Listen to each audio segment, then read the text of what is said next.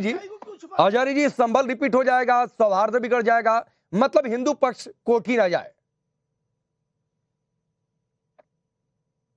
संभल repeat हो जाएगा, ये कहाँ की बात है? ये तो भाजपा चाहती है पूरा देश संभल हो जाए ताकि उसको इसका फायदा मिले। अरे याचिका में कहा गया हजारी जी कि संभल जैसे कई हादसे हो जाएंगे।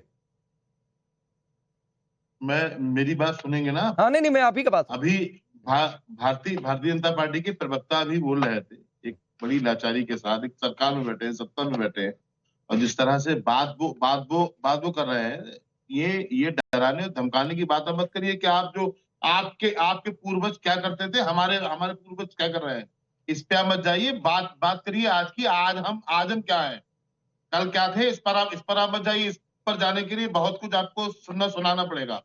मेरी आपसे अपील यह है कि देश को देशी रहने दे। जैसे आपसी भाईचारा था, बहुत आपने तोड़ लिया। देश आप कहां से कहां ले आए? संभल में ही आप देखिए, जब तक डीएम एसपी वहां पर बने रहेंगे, जब तक कमिश्नर साहब यही कमिश्नर साहब रहेंगे, अच्छा हजारी, जब तक सीओ साहब यही सीओ साहब हजारी जी, मुझे एक सवाल का जवाब दीजिए। हजारी जी, पीड़ित हैं, उन्हें इंसाफ नहीं मिलने वाला। हजारी जी, एक सवाल का जवाब दीजिए। याचिका में कहा गया है, एक बार सुनिए, सवाल सुनिए। याचिका में कहा गया है कि मुगल शासकों ने जो किया, यानी बाबर ने जो किया, वो सुनवाई का आधार कैसे हो सकता है। यह भी कहा गया है कि ऐतिहासिक तथ्यों के आधार पर याचिका क्यों।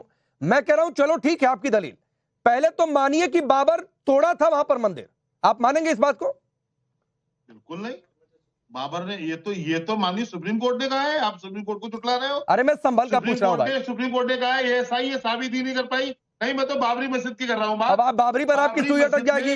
नहीं, यही दिक्कत है कि आपकी सुई बाबरी पर आकर अटक जाती है। आप सुन ले आप बाबरी मस्जिद के मामले में माननीय सुप्रीम कोर्ट ने कहा है कि ऐसा ये साबित ही नहीं कर पाया कि वहां कोई मंदिर तोड़कर मस्जिद। अरे भाई, तो और 19 नॉन इस्लामिक स्ट्रक्चर क्या होता है? मस्जिद थी, और मंदिर के अवशेष मिले कि नहीं मिले?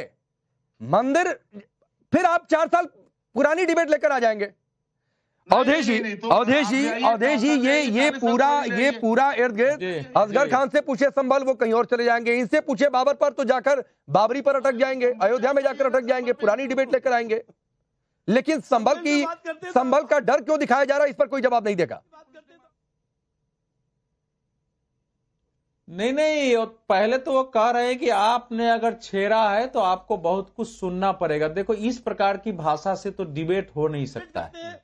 और सांप्रदायिक सौहार्द की बात कहते हुए असगर जी इतने बड़े वकील हैं और कह रहे हैं सुप्रीम कोर्ट ने लिख दिया कि उसमें तो हम आस्था के आधार पर फैसला दे रहे हैं। सुप्रीम कोर्ट ने कहीं इस पंक्ति नहीं लिखी है। आस्था के आधार पर कोई फैसला हो ही नहीं सकता है दीवानी मामलों पर। और फिर कर रहे हैं मैंने पूरा फैसला पढ़ा है। सुनिए, फिर आप बोल रहे थे आपको कोई टोक नहीं रहा था, फिर ये ले जा रहे हैं जबरदस्ती। बिल्कुल सुनिए, आपका ये जितना बड़ा झूठ है, अगर सुप्रीम कोर्ट अगर इसमें सुप्रीम कोर्ट एक्शन ले तो आपके वकालत का लाइसेंस रद्द हो जाना चाहिए कि ये वकील होकर के सुप्रीम कोर्ट को इस गलत तरीके से कोर्ट कर रहा है। किस पेज में लिखा है कि मैं आस्था के आधार पर फैसला दे रहा हूं? निहायत ही एक वकील होकर के यही गलत। राकेश पांडे बहुत टोक रहे हैं, मैंने इनको टोका नहीं है। असगर खान प्लीज, हो सकता है। असगर खान सुनिए पहले अवधेश जी को, उसके बाद आप बोलिएगा। रुक जाइए, उस समय तो लगातार बोल रहे थे। अवधेश जी सुन रहे थे ना अभी तक, एक बार सुनिए प्लीज। असगर खान प्लीज, ऐसे नहीं चलेगा, प्लीज रुक जाइए, बोलिए अवधेश जी। लगातार इनको मैं सुन रहा हूं और मैंने कहा है आप अपना बात में जवाब दीजिए। देखिए, ऐसा है कि ये समस्याएं देश की समस्या है, इसका समाधान दो ही हो सकता है, कानून से हो या बैठ करके हो, सीधी सी बात होती है। लेकिन अगर समाधान की दृष्टि से आप कोर्ट में जाते हैं तो बात समझ में आती है। लेकिन यह कहते हुए कि संभल रिपीट हो जाएगा, बाबर ने किया उस पर कैसे करेंगे, वर्शिप एक्ट को लागू किया जाए, तो वर्शिप एक्ट तो लागू है। संभल मामले में मैंने कौन सा मस्जिद चला गया है वर्शिप एक्ट के विरुद्ध जाकर के? मुझे देश में बताया जाए ना कि जो प्रचार हो रहा है। अयोध्या विवाद के लिए भी आप समझिए, आजादी के बाद 75 सालों तक आपको 77 वर्षों तक आपको लड़ाई लड़नी पड़ी है कोर्ट में, तब जाके फैसले हुए हैं। तो कौन सा मस्जिद है कि छीना जा रहा है? आप वकील हैं, सामान्य सर्वे जो है, कोई भी दीवानी मामले जाता है तो कोर्ट पहला आदेश सर्वे का देता है, और छोटी सी चीज होती है, न सर्वे में खुदाई हो सकती है, न सर्वे में स्थिति बदल सकती है। ठीक ठीक और ठीक सर्वे में जब वो ठीक है, असगर भाई आऊंगा, असगर भाई आऊंगा, असगर भाई आऊंगा, लेकिन अरे रुकिए, धर्मेंद्र यादव अभी इंतजार कर रहे हैं। सुनिए, जानबूझ करके इतने लोगों को मोबिलाइज करना पहले लड़ने के लिए, उनको उनकी आलोचना नहीं करना, और फिर कोर्ट में चला जाना होते हुए कि संबल जुड़ाया जाएगा। ठीक है सर, ठीक है। आप धर्मेंद्र यादव आप लोग लगातार कहते रहे, एक नैरेटिव कोशिश करते रहे सेट करने की कि पुलिस ने करा दिया, प्रशासन ने करा दिया। अभी तो याचिका में कहा गया है कि ऐसे सर्वे होंगे तो संभल और होंगे, यानी संभल हुआ सर्वे की वजह से, जो हिंसा हुई वो सर्वे की वजह से, वहां पत्थरबाज आए क्योंकि सर्वे उन्हें कबूल नहीं था, तो आपका नैरेटिव तो फेल हो गया। तो भाई लॉजिक तो एक ही है कि आपको मोदी योगी से मुकाबला करना है तो एक वर्ग को भड़काना है या फिर उनके साथ जाकर खड़े हो जाना है। गलत है, गलत बता रहे हो, देश को गलत बता रहे हो आप। मोदी योगी को अगर अपने कारनामे छुपाने हो तो उन्हें इस तरह से हिंसा का सहारा लेना पड़ेगा। इसके लिए लाइन ये है, जो समाजवादी पार्टी कहती थी वही आज जस्टिस ने कहा है, माननीय उच्चतम न्यायालय के जस्टिस हैं, और उनकी बात को आप गलत मानेंगे क्या? जस्टिस नरीमन है, वो कह रहे हैं देश भर में मस्जिदों और दरगाहों के खिलाफ मुकदमे सांप्रदायिक तनाव और धार्मिक सौहार्द बिगाड़ रहे हैं। ये माननीय उच्चतम न्यायालय के सुप्रीम कोर्ट के वकील हैं, वो कह रहे हैं। उनको देश की चिंता है, वो जानते हैं भारतीय जनता पार्टी को देश की चिंता नहीं है। देश के युवाओं को निर्दोष मार दिया जाए, एक को मार दिया जाए, दो को मार दिया जाए, 5 को मार दिया जाए, ये भारतीय जनता पार्टी को सूट करता है, क्योंकि भारतीय जनता पार्टी का डीएनए ऐसा है। अधिकार सबके पास है, ये अधिकार सुन लीजिए ना, सुन लीजिए आगे, रूप से। अरे भाई सुन लीजिए पहले, मस्जिद के अंदर, अरे सुन तो लोगे पहले, बीच में डिस्टर्ब करने, अब बीच में डिस्टर्ब करोगे।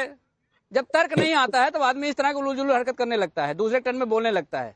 आप इतना समझदार तो होंगे, हम तो बोलना चाहते हैं, आप खुल के आइए ना। लोकतंत्र को अच्छा 30 सेकंड दे दीजिए राजीव जी, फिर तुरंत आपके पास आ जाऊंगा। राजीव जी को 30 सेकंड दे दीजिए। नहीं, खुल के मतलब क्या होता है? नहीं नहीं, अरे खुल के मतलब क्या होता है? अरे धर्मेंद्र यादव अपनी बात पूरी करिए। भाई बीच में मैंने किसी भी, अरे तो बोलिए ना, मैं बीच में आया ना। राजीव जेटली अभी शांत रहेंगे, आप बोलिए, उसके बाद राजीव जी आपके पास आ रहा हूं। आप सुन लीजिए, बिल्कुल बिल्कुल। अब जो प्लेसेज ऑफ वर्शिप एक्ट है 1991 का, भारतीय जनता पार्टी को इतनी पीड़ा खत्म कर देना, क्यों नहीं खत्म कर रही है? अगर उसे लगता है कि इसकी जरूरत नहीं है तो खत्म कर दे। जब किसी भी धार्मिक स्थल का मूल चरित्र नहीं बदला जा सकता है, 1947 धर्मेंद्र यादव पहले वाला, भाई धर्मेंद्र भाई, वो मंदिर हो आप जाए, लोग हर आदमी 3-4 दिन पुरानी डिबेट करना चाहता है। ये बार-बार बात हो चुकी है, Sai protected monument worship act में नहीं कवर होता है। आप वहीं पर जाकर अटक जाएंगे कि वर्शिप एक्ट लागू होता है, नहीं लागू होता है। भाई संभल में लागू ही नहीं होता है। मैं आपसे सवाल कुछ पूछ रहा हूं, आप जवाब कुछ दे रहे हैं। संभल रिपीट हो जाएगा ये कहा गया ना याचिका में, शक जताया गया ना। पूरे कैरेक्टर बदलने की तैयारी कर रहे हैं, बता रहे हैं। ये तो जस्टिस ने भी कह दिया भाई, ये तो जस्टिस ने ये भी कहा है कि सर्वे से नहीं रोक सकते, कह दिया है वर्शिप एक्ट सर्वे को नहीं रोकता है।